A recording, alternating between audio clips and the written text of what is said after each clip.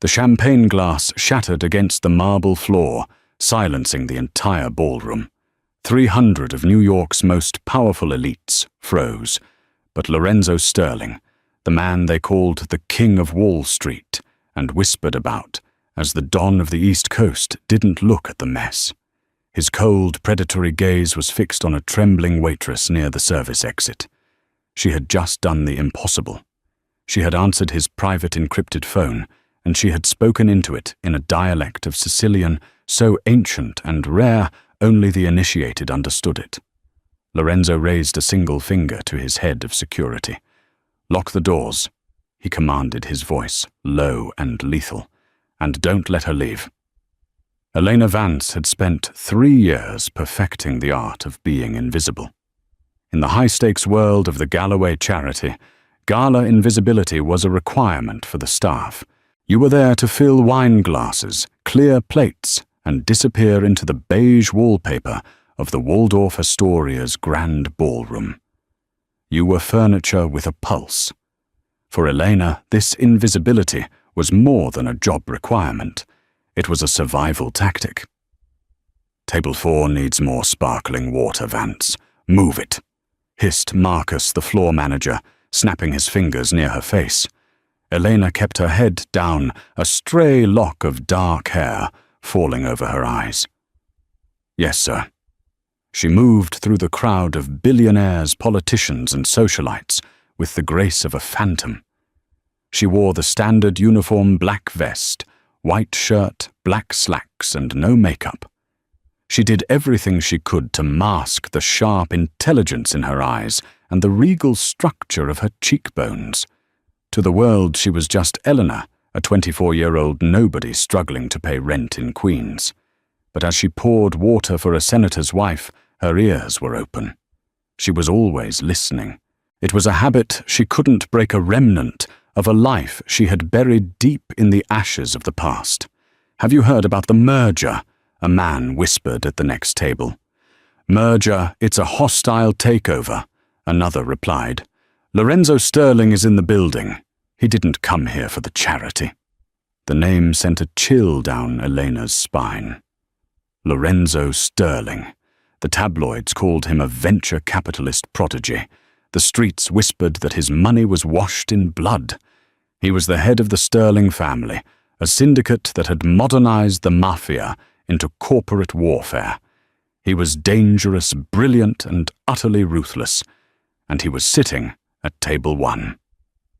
Elena tried to avoid that corner of the room, but fate, as it often does, had a cruel sense of humor. Marcus grabbed her arm as she passed the kitchen doors. "Vance, the server for the VIP table, just dropped a tray. You're up. Take this bottle of 45 Mouton Rothschild to Mr. Sterling. Do not make eye contact. Do not speak unless spoken to. Pour and leave." Elena's heart hammered against her ribs. "Marcus, I really think—" "Go." Marcus shoved the velvet-lined basket into her hands. Elena took a steadying breath. "Just pour the wine. Be invisible." She approached table 1. The air around it felt heavier, charged with a static electricity that made the hairs on her arms stand up. Lorenzo Sterling sat at the head of the table. He was younger than the rumors suggested, perhaps 32, with a jawline sharp enough to cut glass and eyes the color of a stormy sea. He wore a tuxedo that cost more than Eleanor would make in a decade. He wasn't eating. He was staring at his phone, his brow furrowed in a mixture of irritation and genuine concern. 2 massive bodyguards stood directly behind him, scanning the room like predatory birds. Elena stepped up to his right side. "Sir," she murmured, her voice barely a whisper. "Your wine." Lorenzo didn't acknowledge her. He was typing furiously. The man sitting opposite him, a nervous-looking banker named Arthur Pendleton, was sweating. "Mr. Sterling," Pendleton stammered, "I assure you the accounts are secure. The transfer from Rome was just delayed." "Delayed?" Lorenzo said, his voice a deep, smooth baritone that carried a terrifying calmness. "My associates in Rome don't do delayed Arthur. They do. Executed. Elena's hand trembled slightly as she uncorked the bottle. She knew that tone. She knew exactly what kind of associates he was talking about. She poured the dark red liquid into his crystal glass, executing the service perfectly. Lorenzo picked up the glass, swirling it. He looked up, not at Pendleton, but straight ahead, his eyes losing focus as his mind raced. For a split second, his gaze flickered to Elena. She froze. It was like being scanned by a predatory animal. But then his phone rang. It wasn't a normal ringtone. It was a harsh, mechanical buzzing sound. The color drained from Lorenzo's face. He set the glass down so hard the stem nearly snapped. He looked at the screen. The ID simply read, "Non-responder, do not answer." The table went silent. Even the nervous banker stopped breathing. This was the black phone, the line reserved for life-or-death emergencies from the old country. Lorenzo snatched it up. "Pronto!" he barked. A voice on the other end was screaming, rapid-fire hysterical. The connection was terrible, crackling with static. Lorenzo's face twisted in frustration. He shouted back in Italian, but the person on the other end wasn't speaking standard Italian. They were speaking a dense, rural dialect of Sicilian, specifically from the Palermo hinterlands, mixed with panic and code. "I can't understand you," Lorenzo growled in English, then switched back to Italian. "Slow down, who is this?" The voice kept screaming. Lorenzo looked at his consigliere, a man named Silas, who shook his head helplessly. They were losing the signal. Elena stood there, the wine bottle in her hand. She heard the voice leaking from the speaker. She understood every single syllable. "They found the safe house. The shipment isn't money. It's the girl. The girl is the key. The code is Omerta Red 7. They are coming for the boy now. Listen to me, Lorenzo. The traitor is in the room with you."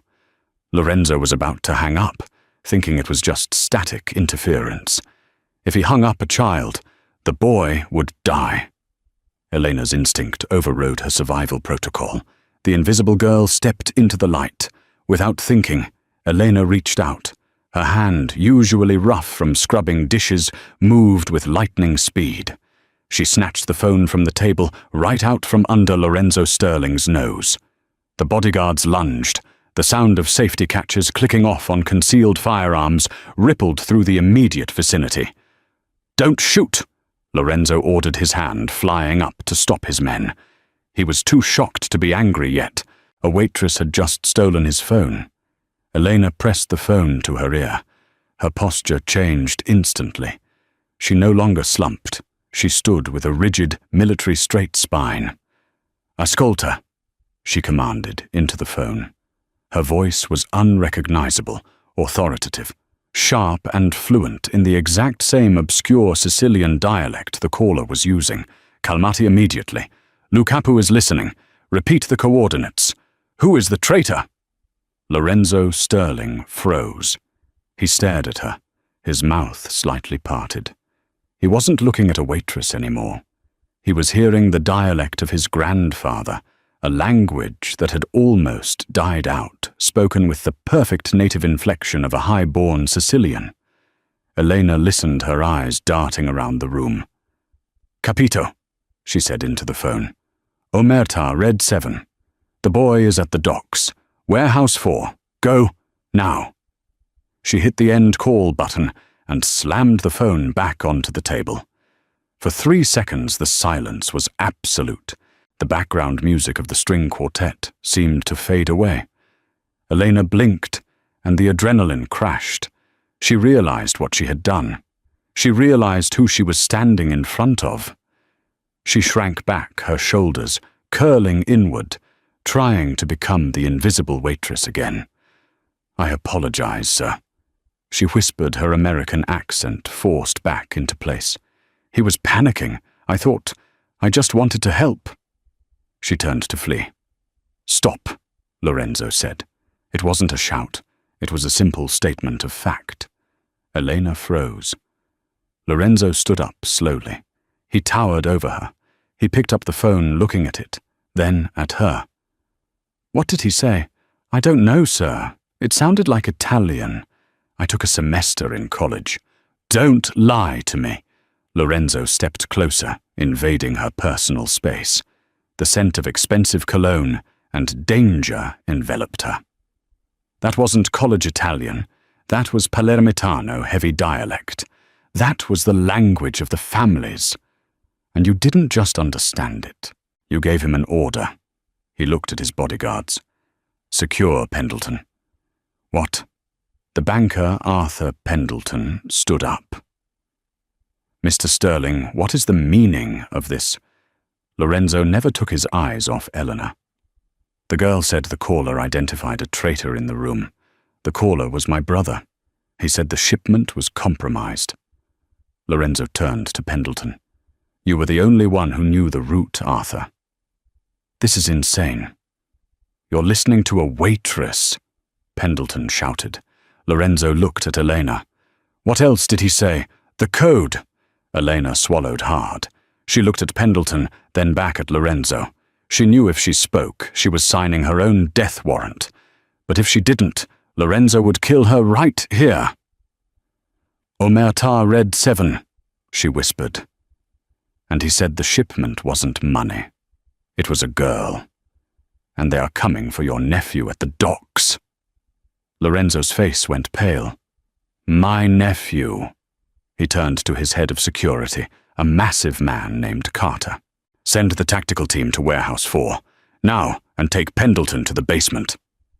As the guards dragged the screaming banker away, causing a scene that finally broke the gala's atmosphere, Lorenzo turned back to Elena.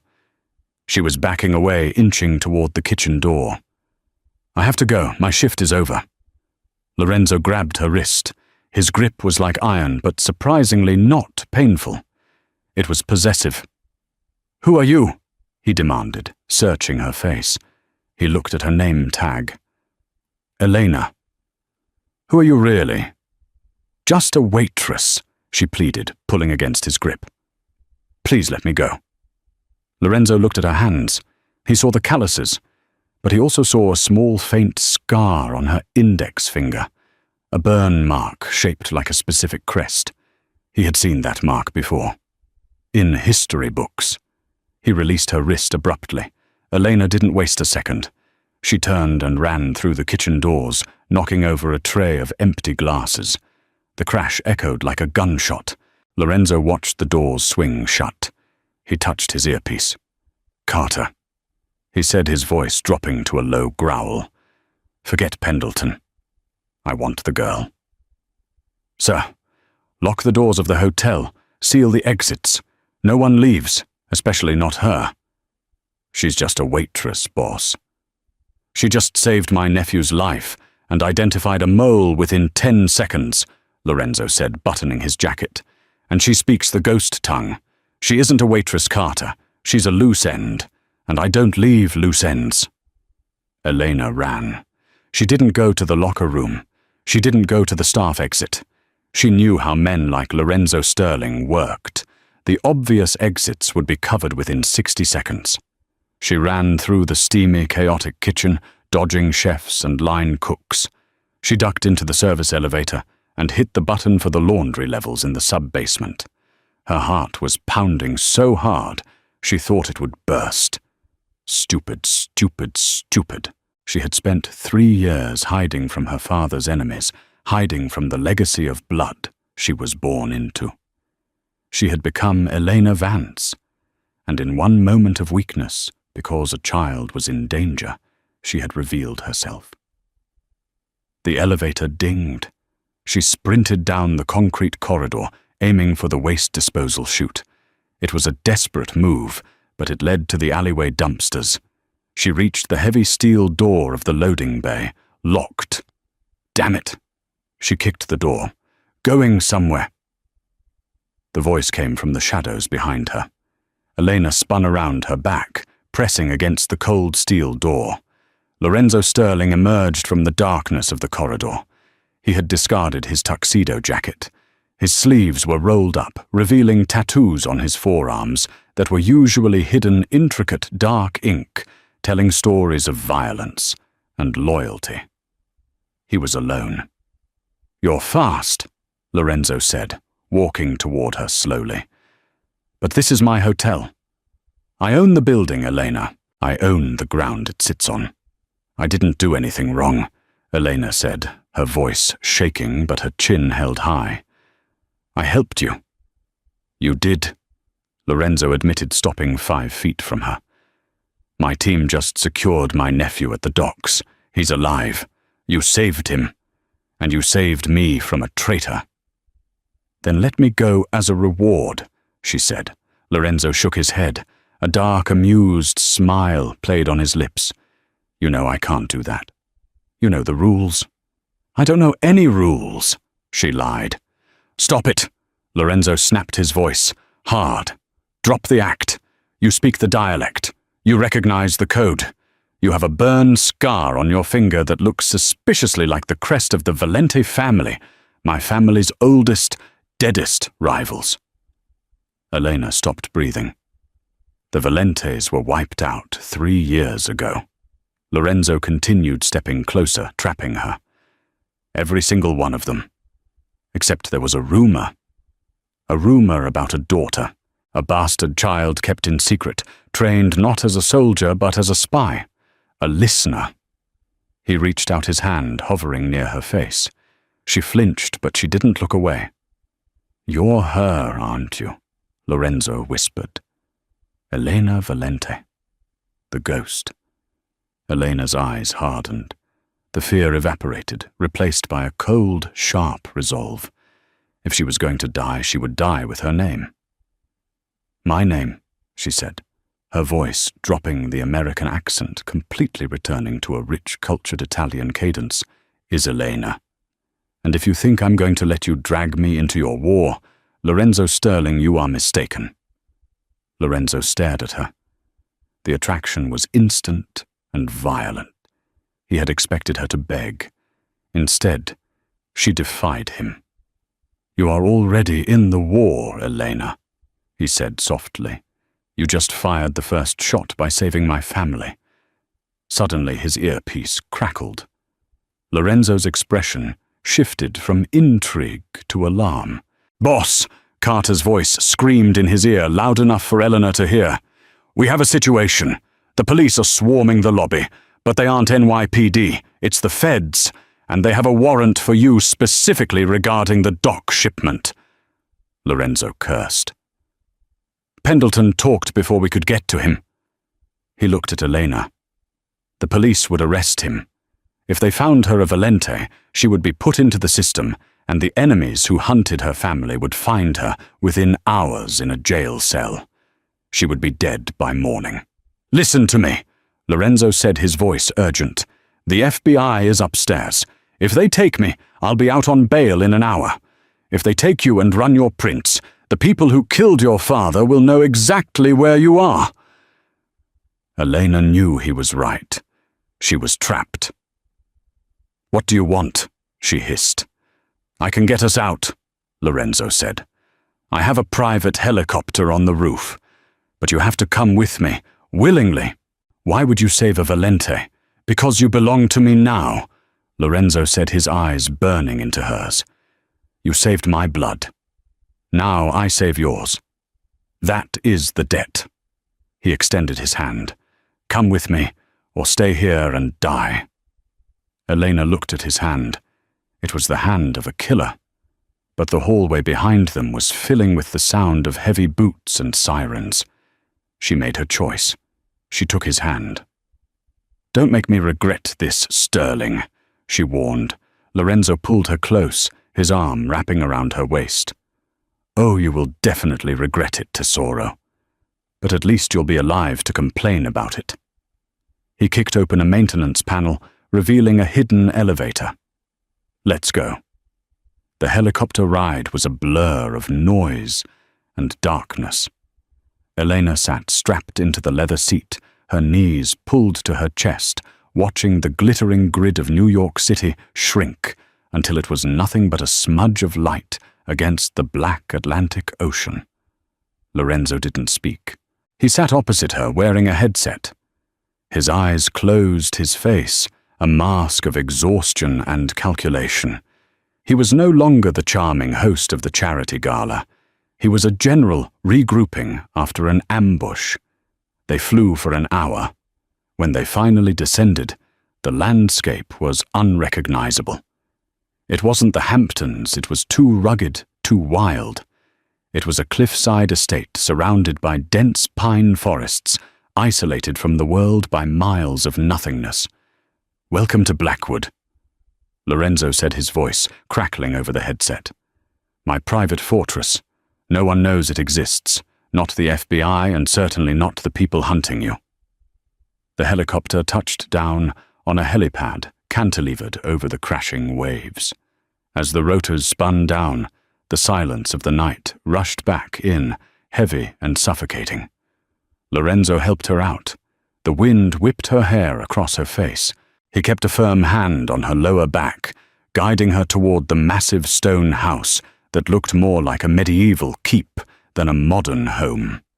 Inside the house was stark cold and aggressively masculine.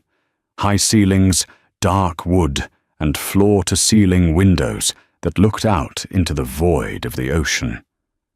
"You're hungry," Lorenzo stated, dropping his keys on a concrete island in the kitchen. "I'm not," Elena lied. Her stomach growled, betraying her. Lorenzo ignored her denial. He opened a massive stainless steel refrigerator. "I'm making pasta. Sit." Elena didn't sit. She stood by the island watching him. It was surreal. The most dangerous man in New York, the man who had just ordered a tactical team to kill people at the docks, was now rolling up his sleeves to boil water. "Why did you bring me here, really?" Elena asked, her voice echoing in the large room. "The FBI wouldn't have kept me long. I have a clean record as Elena Vance." Lorenzo paused, a knife hovering over a clove of garlic. He looked up, his eyes dark. "You think the FBI is your problem, Elena. The moment you spoke that dialect, you lit a flare in a dark room. The Camorra, the faction that wiped out your family, they have ears everywhere, even in the FBI. If I had left you there, you would have been suicided in your holding cell before dawn." Elena shivered. She knew he was telling the truth. "So what am I now?" she asked. "A prisoner. A guest," Lorenzo corrected. He crushed the garlic with the flat of the knife. "Under heavy protection. You can go anywhere you want in the house, but do not step past the perimeter fence. The dogs are indiscriminating. And how long do I stay? Until I figure out what you know." He finished cooking in silence. He placed a bowl of aglio e olio in front of her. It smelled like home. It smelled like the childhood she had tried to forget. Elena ate. She hadn't realized how starving she was. Lorenzo watched her pouring himself a glass of whiskey. "My father," Lorenzo said quietly, breaking the silence. "He respected your father. The Valentes and the Sterlings were enemies, yes. But they were men of honor. The new breed, the ones who killed your family, they are animals." "Don't talk about them," Elena snapped, dropping her fork. "We have to," Lorenzo said. He walked around the island, standing behind her. She could feel the heat radiating from his body. "Because the code you heard on the phone, Omerta Red 7, that wasn't just a mission code. It refers to a file. A ledger." Elena stiffened. "My sources say your father, before he died, hid a ledger. It contains the names of every corrupt judge, politician, and rival boss who betrayed the families. It's worth billions in blackmail. Everyone thinks it was lost in the fire that killed your parents." Lorenzo leaned down his lips, brushing her ear. "But you survived the fire, Elena. Did the ledger survive too?" Elena turned on the stool to face him. Their faces were inches apart. "I don't know what you're talking about." "Liar," Lorenzo whispered. His gaze dropped to her lips, then back to her eyes. The tension in the kitchen shifted from interrogation to something hotter, more dangerous. "You are a terrible liar, Elena. You have the eyes of a woman who is guarding a kingdom." He didn't kiss her. He wanted to. The air between them crackled with unspent energy. Instead, he pulled back. "Sleep," he commanded. "The guest room is upstairs, second door on the right. There are clothes in the closet. Burn that uniform. You're not a waitress anymore." Eleanor walked upstairs, her legs shaking. She entered the room. It was luxurious with silk sheets and a view of the ocean. She opened the closet. It wasn't empty. It was filled with dresses, silks, cashmeres, velvets. They were all her size. A chill went down her spine. Lorenzo hadn't just brought her here on a whim tonight. He had been prepared for a woman of her size. Or perhaps he had been looking for her for a long time. She locked the bedroom door. Not that a lock would stop Lorenzo Sterling. She went to the window and looked out. Down on the lawn, she saw the dogs he mentioned. They weren't dogs. They were armed guards patrolling the perimeter with night vision scopes. She was in a gilded cage, and the beast who held the key was sleeping just down the hall. 3 days passed at Blackwood. It was a strange suspended reality. Lorenzo left early every morning in the helicopter and returned late at night. He was fighting a war in the city, cleaning up the mess from the gala, dealing with the FBI, and hunting the people who had tried to kill his nephew. Elena spent her days exploring the house. She found the library a massive room, filled with first editions and leather-bound history books. She found the gym where she worked out, until her muscles burned trying to exorcise the anxiety from her body. But she also searched. She searched for a phone, a computer, anything to contact the outside world. Lorenzo had scrubbed the house. No internet access for guests. No landlines. On the 4th night, Lorenzo returned early. He was bleeding. Elena found him in the kitchen, trying to stitch a gash on his side with a trembling hand. He had discarded his shirt, and his torso was a map of bruises and old scars. "Let me," Elena said, stepping into the room. Lorenzo looked up, his face pale. "Go to bed, Elena. You're going to get sepsis if you do it like that," she said. She washed her hands, grabbed the first aid kit, and pushed his hands away. She worked efficiently. Her father had taught her how to stitch a wound when she was 12. A Valente woman must be as useful in a field hospital as she is in a ballroom, he had said. Lorenzo watched her work. His breathing was shallow. "You have gentle hands," he murmured the whiskey he'd drunk earlier, slurring his speech slightly. "Don't get used to it," she said, tying off the suture. "What happened?" "Ambush," Lorenzo grunted. "In Brooklyn. They knew my route. Another leak." He grabbed her hand, stopping her from cleaning up. "There is a rat in my inner circle, Elena. I can't find him. I'm bleeding out piece by piece." For the first time, Elena saw vulnerability in the King of Wall Street. He wasn't invincible. He was a man standing alone against a tide of enemies. "It's Silas," Elena said quietly. Lorenzo's eyes snapped open. "Silas, my consigliere. He's been with me since I was a boy. He's family." At the gala, Elena said, her voice steady. When the call came in on the black phone, Silas didn't look surprised. He looked annoyed. He looked at his watch, like he was waiting for a timer to go off. Lorenzo stared at her. Denial warred with logic in his eyes. Then the realization hit him. Silas managed the security rotations. Silas knew the helicopter codes. "If it's Silas," Lorenzo whispered, horror dawning on him, "then he knows about Blackwood." Boom! The front door of the estate exploded inward.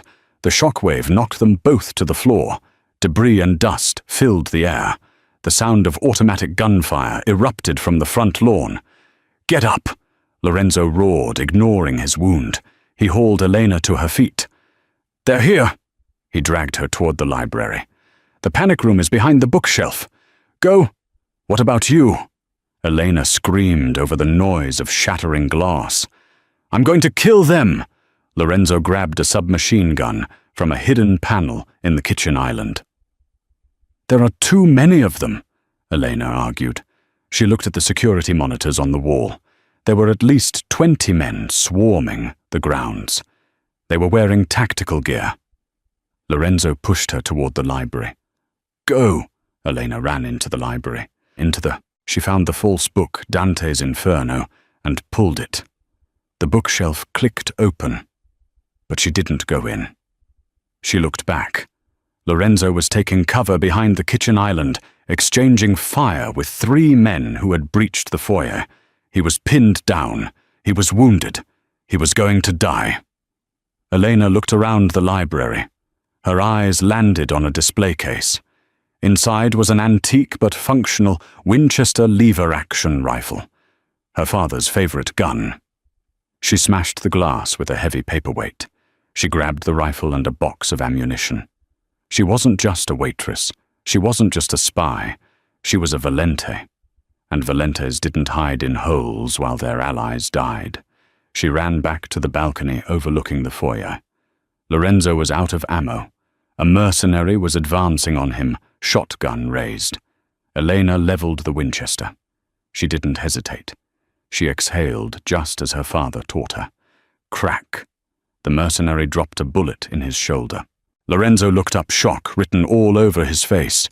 He saw Elena on the balcony, racking the lever of the rifle like a Wild West heroine. "I told you not to let me leave!" She yelled at him, firing again to suppress the other attackers. "Now move!" Lorenzo didn't argue. He used her covering fire to scramble up the stairs. He grabbed her arm, and they sprinted down the hallway toward the master bedroom. "The helicopter!" Elena gasped. "Compromised," Lorenzo said, kicking open the bedroom door. "We have to jump." "Jump." Elena looked at the window. It opened to the cliff. It was a 50-foot drop into the freezing Atlantic Ocean. "There's a sea cave below," Lorenzo said, dragging her to the window. The door behind them began to splinter as the mercenaries pounded on it. "I keep a boat there. Do you trust me?" Eleanor looked at the dark, churning water. Then she looked at Lorenzo. His eyes were fierce alive and utterly focused on her. "I hate you," she said. "I know." He grinned. He grabbed her waist and they jumped into the darkness. Gravity took them, and for a terrifying second, there was nothing but the rushing wind and the chaotic darkness of the night. Then, the Atlantic Ocean slammed into them like a concrete wall. The impact knocked the air from Eleanor's lungs. The water was paralyzingly cold, a shock so violent it felt like burning.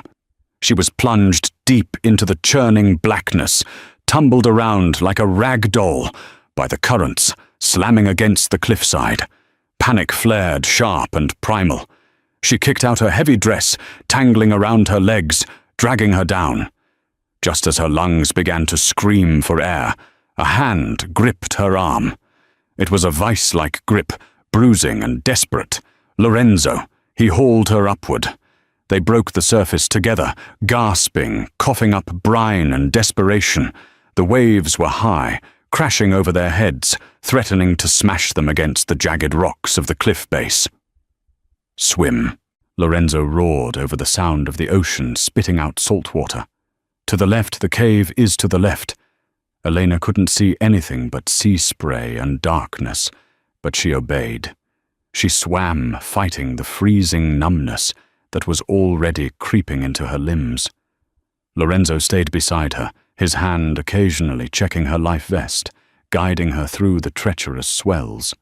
They reached the mouth of the sea cave, a gaping maw in the rock face that swallowed the roaring ocean. Inside, the water was calmer but pitch black. Lorenzo pulled a waterproof flare from his belt and cracked it. A harsh red light flooded the cavern, revealing a sleek, matte-black speedboat suspended on a lift above the water. "Move," Lorenzo commanded, dragging her onto the slippery rock shelf. He moved with the efficiency of a man who had rehearsed this escape 1,000 times. He lowered the boat, shoved Elena into the passenger seat, and fired the engines. They didn't roar. They hummed a high-tech electric purr designed for stealth smuggling. They shot out of the cave and into the open ocean. Lorenzo killed the flare, plunging them back into darkness. He drove by instinct, and the dim light of the stars navigating the boat away from the burning wreckage of Blackwood Manor, high above them on the cliff. Eleanor looked back once. The estate was a torch against the night sky flames, licking the roof where they had stood only minutes ago. Her old life, her hiding place, was gone. 2 hours later, the adrenaline had faded, leaving behind a bone-deep cold that made Elena's teeth chatter uncontrollably. Lorenzo steered the boat into a hidden inlet on the desolate coast of Maine. They docked at a rotting wooden pier next to a small, weathered fishing shack. "Can you walk?" Lorenzo asked, tying off the boat. His voice was hoarse. "I think so." Elena stammered, her body shaking so violently she could barely stand. Lorenzo didn't wait. He scooped her up into his arms, carrying her off the dock and kicking open the door of the shack. It wasn't a normal fishing hut. Inside, it was dry, stocked with military rations, medical supplies, and stacks of wool blankets. It was a burn house, a safe zone for when everything else went to hell. He set her down on a dusty cot and immediately went to the cast-iron wood stove. Within minutes, he had a fire roaring. "Strip," Lorenzo ordered, not looking at her. He was already peeling off his soaked dress shirt, revealing the fresh bandages on his side that were now soaked through with blood and seawater. "What?" Elena managed to whisper. Lorenzo turned to her. His face was pale, his lips blue from the cold. "Hypothermia, Elena. Wet clothes will kill you faster than a bullet right now. Take them off. Now." There was no room for modesty. Elena's fingers were too numb to work the zipper of her dress. Lorenzo saw her struggling. He stepped closer, his hands surprisingly gentle as he brushed hers aside. He unzipped the dress and helped her peel the sodden fabric from her shivering skin. He wrapped her instantly in 2 thick wool blankets and sat her directly in front of the fire. He did the same, wrapping a blanket around his waist, leaving his battered torso exposed to the heat. For a long time, the only sound was the crackle of the wood and the howling wind outside. They sat on the floor, huddled close to the flames, breathing in the scent of smoke and survival. "You saved me," Lorenzo said quietly, breaking the silence. He was staring at the fire, but his attention was entirely on her. Back at the house, on the balcony, Elena hugged her knees to her chest, the warmth slowly returning to her blood. "I told you. Target practice." Lorenzo shook his head, a ghost of a smile touching his lips. "That wasn't target practice. You cleared a stovepipe jam on a Winchester lever action in under a second. You fired 3 suppression shots to cover my movement. That's not a hobby, Elena. That's muscle memory." He turned his head to look at her. The firelight danced in his stormy eyes. "I underestimated you. I thought I was protecting a victim. Instead, I was running with a soldier. My father," Elena said, her voice soft, "believed that a Valente woman should be as dangerous as the men. He said the world would try to eat me, so I had to be indigestible." "He was right," Lorenzo murmured. He shifted, wincing as the movement pulled at his stitched wound. "Let me check that," Elena said. She dropped her blanket, moving to kneel beside him. She peeled back the soaked dressing on his side. The wound was angry, but the stitches held. She found a fresh medical kit in the shack's supplies and began to clean the wound with iodine. Lorenzo hissed in pain but didn't pull away. He watched her face as she worked, the concentration in her brow, the steady grace of her hands. "Why did you come back?" he asked again, his voice lower, more intimate. "You were in the library. You had the panic room open. You could have locked yourself in and waited for the police. Why did you pick up the gun?" Elena taped a fresh bandage over his ribs. She paused, her hand resting on his warm skin. She looked up, meeting his intense gaze. "Because I tried running," she admitted. "For 3 years I ran. I hid. I became a ghost.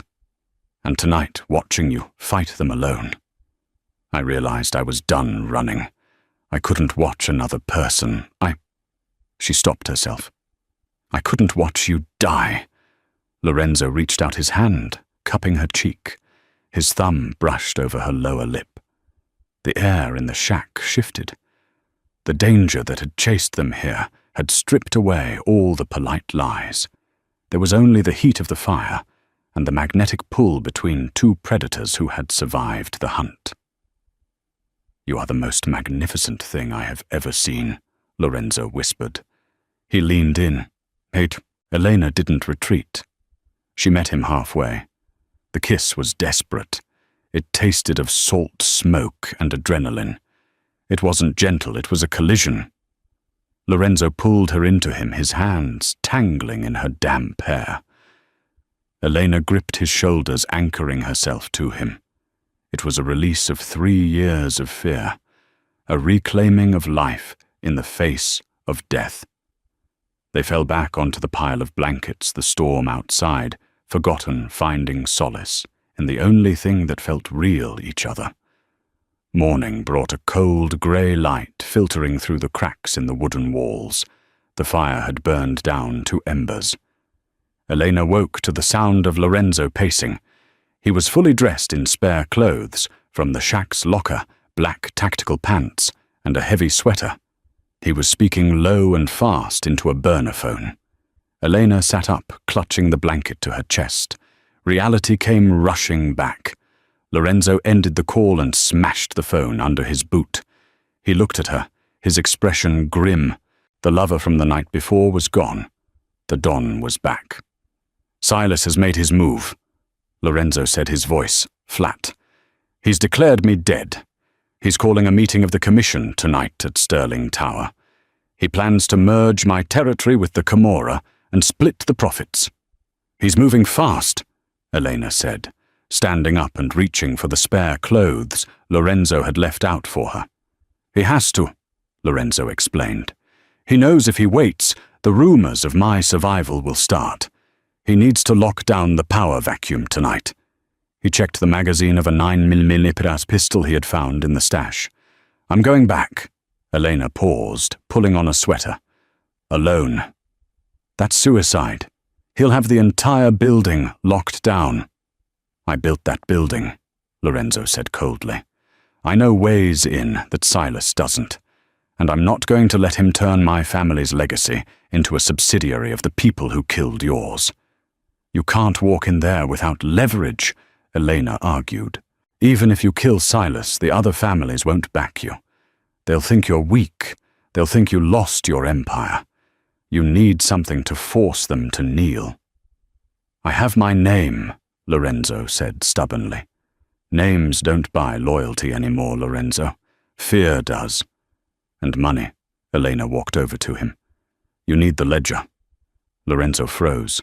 He looked at her. "The red ledger. You told me you didn't know where it was." "I lied," Elena said simply. "I didn't know if I could trust you. And now, Elena said, "I know you're the only man left in this world worth trusting." She took a deep breath. "The ledger isn't in a bank. It's not in a vault. My father, he was paranoid. He encoded it into a book, a specific edition of the Divine Comedy. He gave it to me the night he died. He told me to keep it safe." "Where is it?" Lorenzo asked, his eyes widening. "It's in a locker at Grand Central Station," Elena revealed. "Paid for 20 years in advance under the name Dante. I have the key." Lorenzo stared at her, a mixture of awe and disbelief on his face.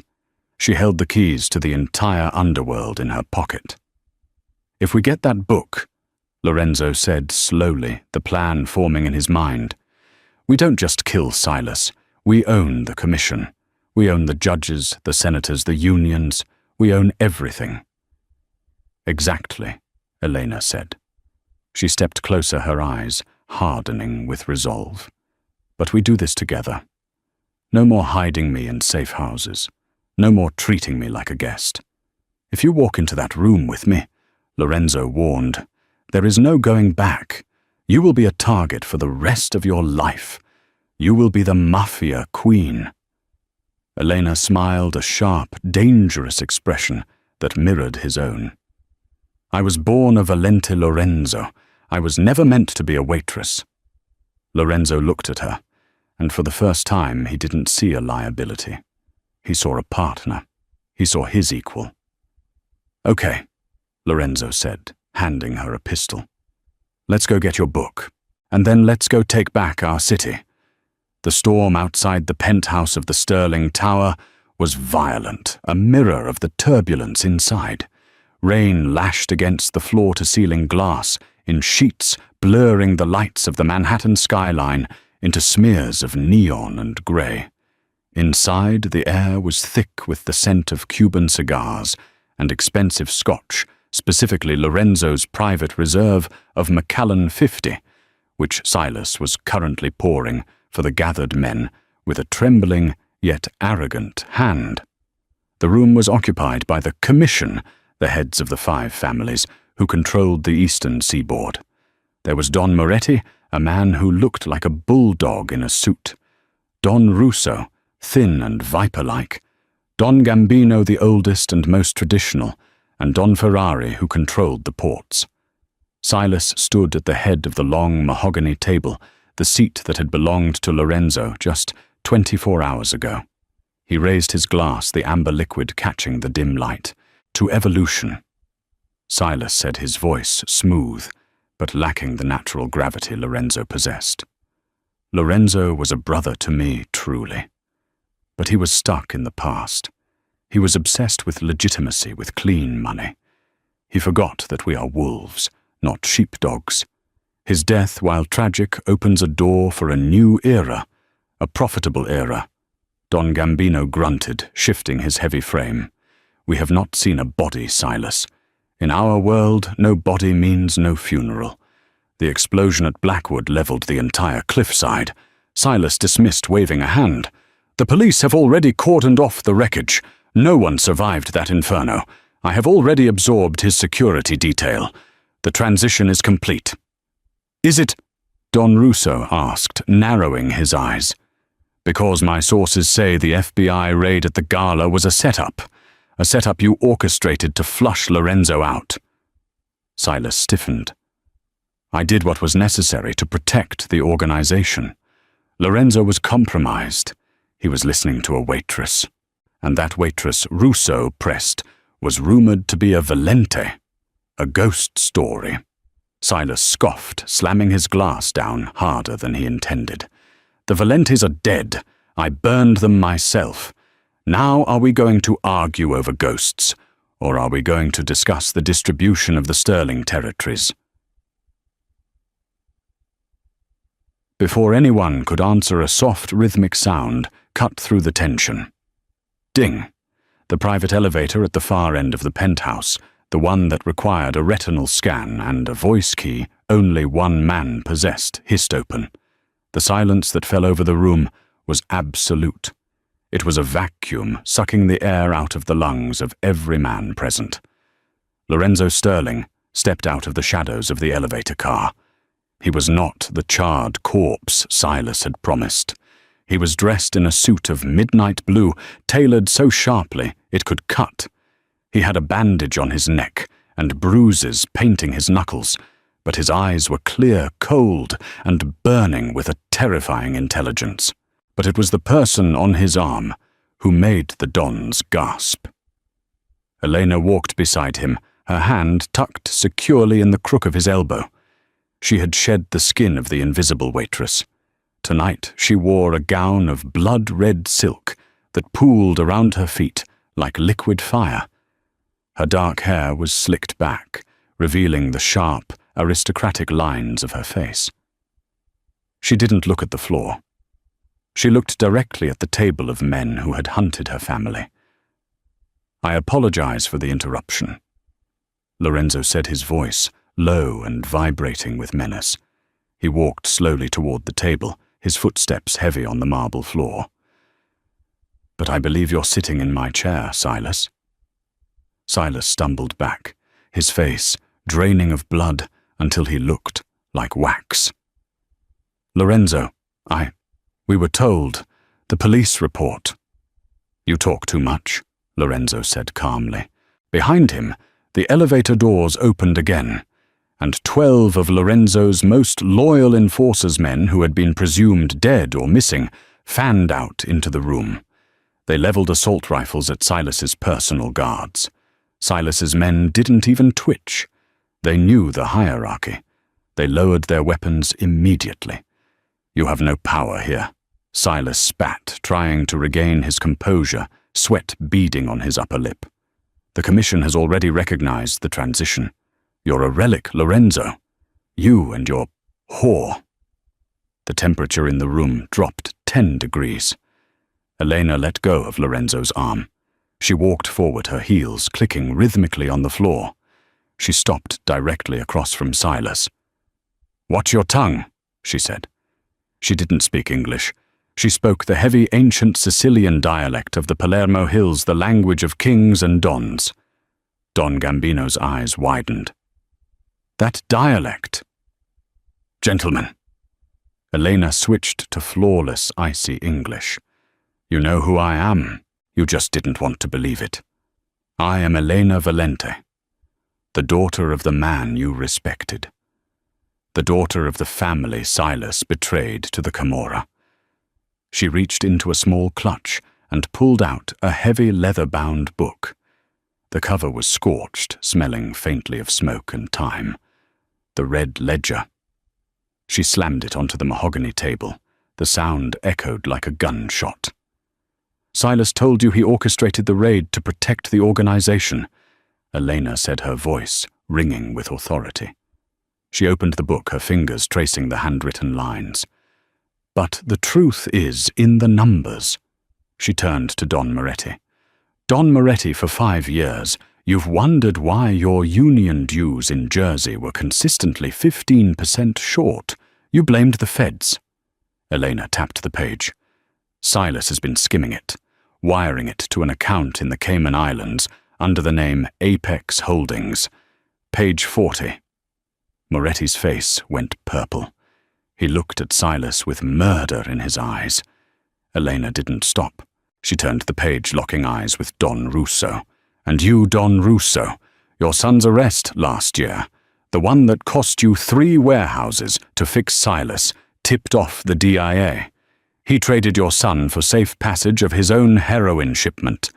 Page 112. The room erupted into murmurs of rage. Silas was backing away, his hands shaking. "Lies. She's faking it. It's a forgery. And you, Don Gambino," Elena said, her voice dropping to a whisper that carried more weight than a scream. "The hit on your wife in 90-9, it wasn't the Russians." She turned the book around so he could read the entry. Gambino looked at the page. He looked at the date. He looked at the payment authorization signed by Silas's predecessor, a debt Silas had inherited and executed. Gambino stood up his chair, crashing backward. "You have no allies left, Silas," Lorenzo said, stepping up beside Elena. They stood together, a wall of force. "You sold everyone out to buy a crown you were too weak to wear." Silas looked around the room. He saw no loyalty, only death. The Dons were standing up, their hands moving to their jackets. Panic broke him. Silas reached into his waistband, pulling a 9mm pistol. He aimed it not at Lorenzo, but at Elena. "If I go down, the bitch goes with me," he screamed. He never pulled the trigger. Lorenzo moved with a speed that defied belief. He didn't reach for a gun. He snatched a heavy silver steak knife from the dinner setting on the table. With a flick of his wrist, he sent it flying. The knife buried itself in Silas's hand, pinning his palm to the thick wood of the table. Silas shrieked, the gun clattering to the floor. He fell to his knees, tethered to the table by his own blood. Lorenzo walked over to him, calm as a priest. He leaned down his face, inches from the screaming traitor. "I told you, Silas," Lorenzo whispered, his voice void of all emotion. "I don't leave loose ends." He straightened up and looked at the other dons. "He violated the code. He sold our blood. He is yours." Don Gambino nodded slowly. "We will handle the cleanup, Lorenzo. Welcome back." Two of Gambino's men grabbed the screaming Silas and dragged him out of the room. The other dons bowed their heads, a gesture of submission to the reinstated king, and filed out. Within minutes, the penthouse was empty, save for the storm outside. Lorenzo let out a long breath, the adrenaline finally crashing. He turned to Eleanor. She was standing by the window, her hand trembling slightly as she touched the cold glass. "You didn't have to show them the book," Lorenzo said softly, walking over to her. "That was your insurance, your leverage against me." "I don't need leverage anymore," Elena said, not turning around. "If I can't trust you after tonight, then I'm already dead." "So what now?" Lorenzo asked. He stood behind her close enough to feel her warmth, but he didn't touch her yet. "The debt is paid. You are free, Elena. I can have a jet ready in an hour. Paris, Tokyo, Rio. You can disappear. You can finally be safe." Elena looked at the reflection of the city lights dancing on the wet glass. She thought about the silence of her apartment in Queens. She thought about the years of holding her breath, of being nobody. Then she looked at Lorenzo's reflection, the dark, dangerous man who had jumped off a cliff for her. "I spent 3 years being invisible," she whispered. "I'm tired of running, Lorenzo.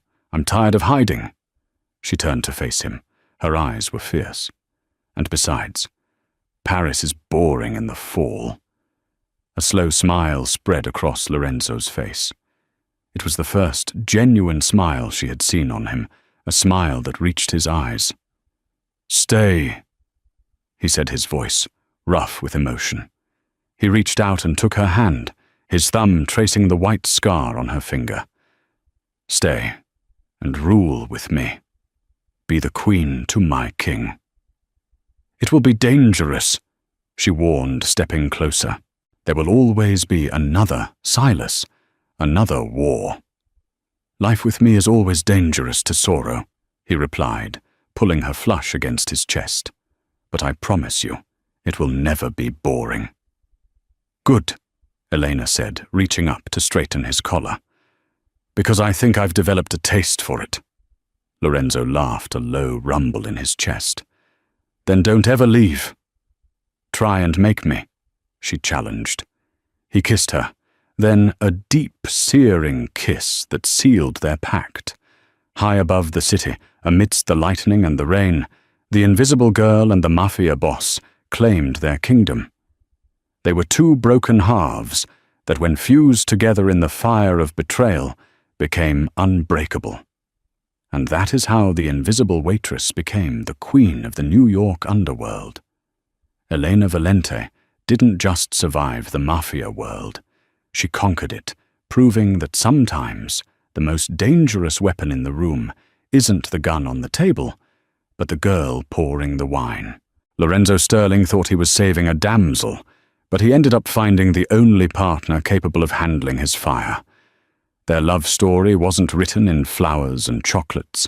It was forged in blood bullets, and a bond that even death couldn't break.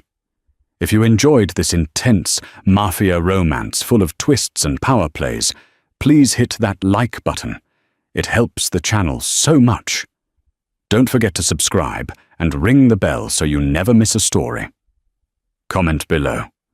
Would you have forgiven Lorenzo, or would you have taken the money and run? I want to hear your thoughts. Thanks for watching.